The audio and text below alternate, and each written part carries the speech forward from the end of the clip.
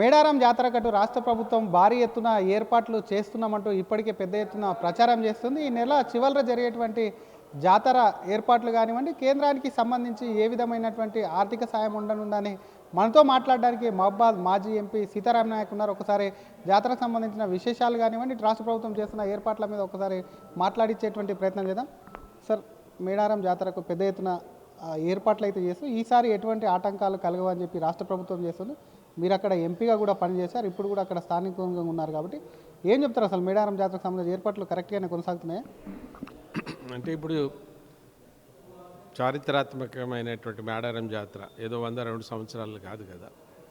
ఇంత పెద్ద జాతర ఎప్పుడు 2 సంవత్సరాలకు ఒకసారి మాఘశుద్ధ పౌర్ణమి రోజు వచ్చేటువంటి జాతర అయితేనేమో ఫిబ్రవరి లాస్ట్ వీక్లో వస్తుంది, లేదా జనవరి ఫస్ట్ వీక్లో వస్తుంది. ఈసారి ఫిబ్రవరి 28, 29, జనవరి 28, 29, 30, 34 రోజుల్లో ఈ జాతర రాష్ట్ర పండుగగా నిర్వహిస్తూ ఉన్నాం.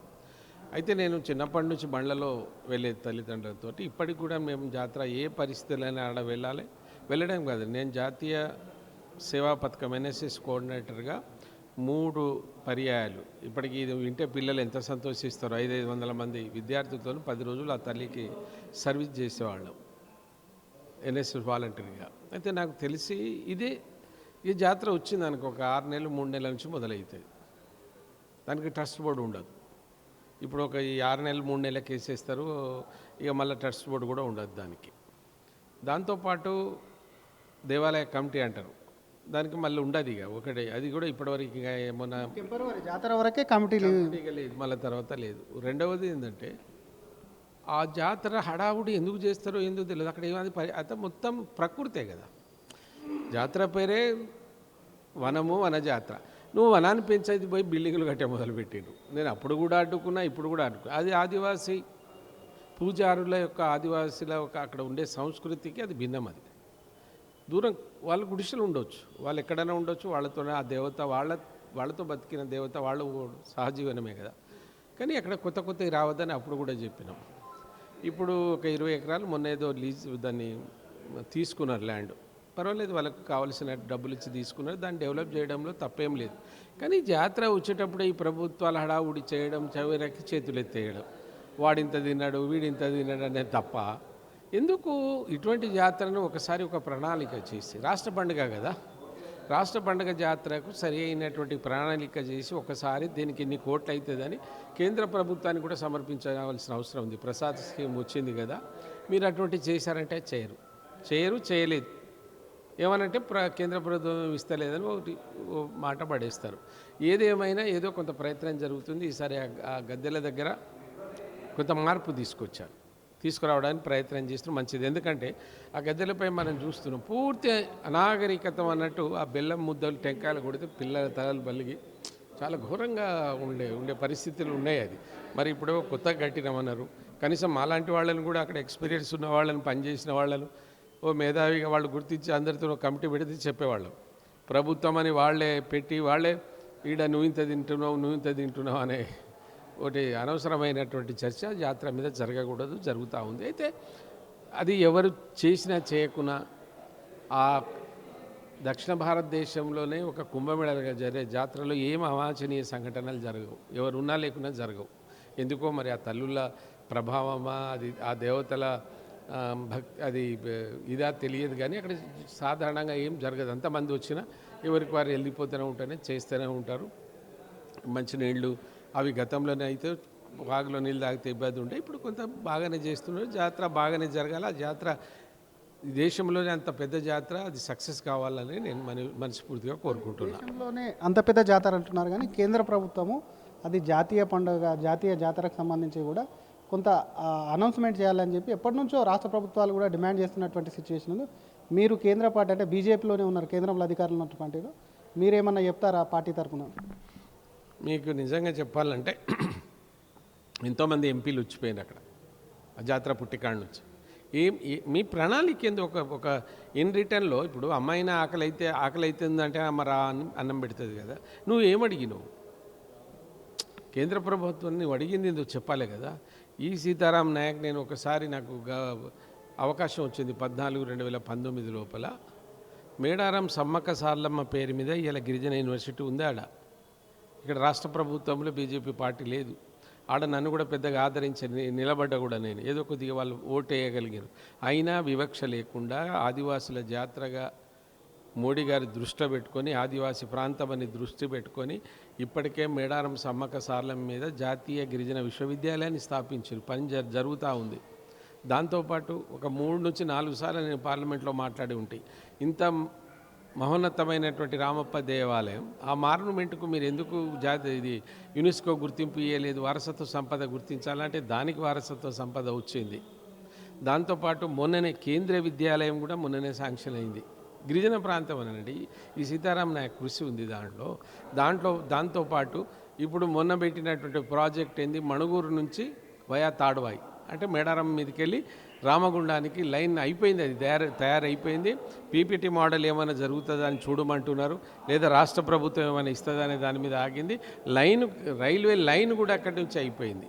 అంటే ఏ స్థాయికి జాతరలకి పేరు మీద కేంద్ర ప్రభుత్వం చేస్తుందో మీరు ఒకసారి ఆలోచించండి. నేను ఇక్కడికి 2-3 సార్లు మాట్లాడిన కేంద్రంలో.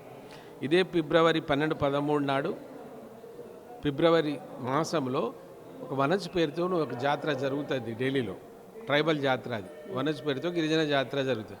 అదే మాదిరిగా దీన్ని రాష్ట్ర పండుగ చేసింది కనుక వీళ్ళు అన్ని హంగులతోటి ఒక డిపిఆర్ తయారు చేసి ఇప్పుడు అక్కర రానటువంటి నీళ్ల గురించి ఎవడేం తిన్నాడు అన్నదేమో మీరు పవర్ పాయింట్ ప్రజెంటేషన్ చేస్తున్నారు.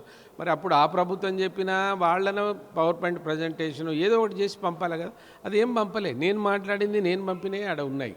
ఇప్పుడు మనం ఆ పరిస్థితుల్లో ఏమో నేను భారతీయ జనతా పార్టీ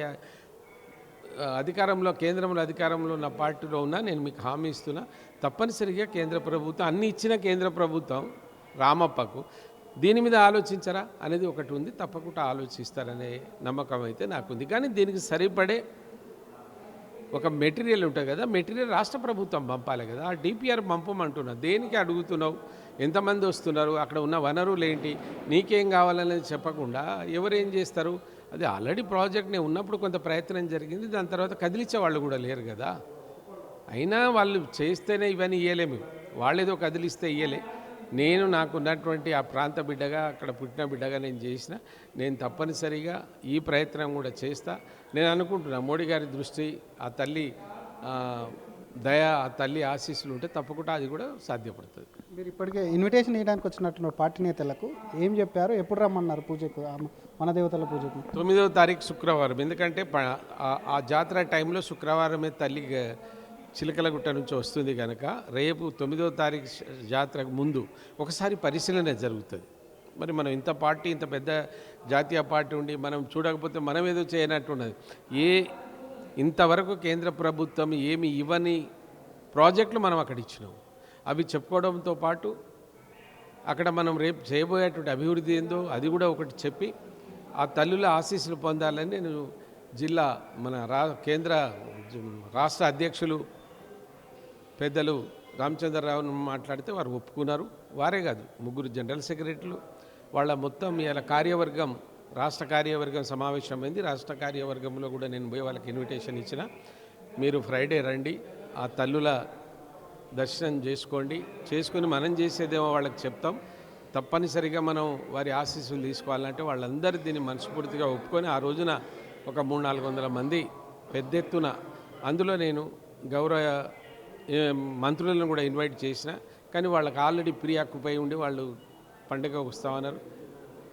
ఎంపీలు వస్తామని ఒప్పుకున్నారు, ఎమ్మెల్యేలు వస్తామని ఒప్పుకున్నారు, గౌరవ ఎమ్మెల్సీలు, ప్రజాప్రతినిధులు, ఆల్ మోర్చా నాయకులు వీళ్ళందరినీ నేను రిక్వెస్ట్ చేసిన. వాళ్ళందరూ రావడానికి ఒప్పుకున్నారు. వాళ్ళకి మరోసారి ధన్యవాదాలు తెలియజేస్తూ తప్పనిసరిగా ఆ తల్లి ఆశీస్సులు పొందాలని కోరితే, అదే కాదు మేము పోవడం వల్ల, భారతీయ జనతా పార్టీ అక్కడికి పోవడం వల్ల ఇంకా ఈ జాతరకు ఇంకా ఎక్కువ వెలుగులోకి వస్తుంది అనేది నా ఇంకొక ఆలోచన. అందుకోసమే ఈ కార్యక్రమం చేస్తాము. Thank you sir. ఇది ఒకవైపు సమ్మక్క సారక్క జాతరకు సంబంధించి ఈ నెల 9వ తేదీన అమ్మవాళ్ళని అక్కడి నుంచి తీసుకొస్తారు కాబట్టి ముందస్తు ఏర్పాట్లు ఏ విధంగా ఉన్నాయని పార్టీ కూడా అక్కడికి వెళ్ళి పరిశీలించాలి. కాబట్టి ఎటువంటి ఏర్పాట్లు ఉన్నాయని చెప్పి పార్టీ రాష్ట్ర అధ్యక్షుడితో పాటు అనేక మంది పార్టీ నేతలకు ఇన్విటేషన్ ఇవ్వడమే కాకుండా అటు రాష్ట్ర ప్రభుత్వం నిర్వహిస్తున్నటువంటి అత్యంత ప్రతిష్టాత్మకంగా తీసుకొని ఈ పండుగ ఏదైతే ఉందో అది కేంద్రం మీద నెపం వేయడం సరికాదు, సరైనటువంటి డిపిఆర్లు కూడా ఇవ్వకపోవడం వలన ఈ పండుగ కూడా ఆగింది. డెఫినెట్గా బీజేపీ అన్ని యూనివర్సిటీ కానివ్వండి, అక్కడ ఉన్నటువంటి ప్రాంతాన్ని అభివృద్ధి చేస్తున్నటువంటి పార్టీ ఆ జాతరను కూడా అటు జాతీయ పండుగ కూడా జాతర కూడా గుర్తించేందుకు సిద్ధంగా ఉందని మాజీ ఎంపీ డాక్టర్ సీతారాం నాయక్ అంటున్నారు. కెమెరామ్యాన్ గణేష్తో శ్రీధర్, RTV, హైదరాబాద్. చరిత్ర సృష్టించినోడు ఇప్పుడు ఆ చరిత్రని తిరగరాయబోతున్నాడు. అబద్ధాల గోడల్ని బద్దల కొట్టి నిజాలను రాగా మీ ముందుంచబోతున్నాడు. నిజమైన వార్తల కోసం వెంటనే డౌన్లోడ్ చేసుకోండి రా యాప్ని.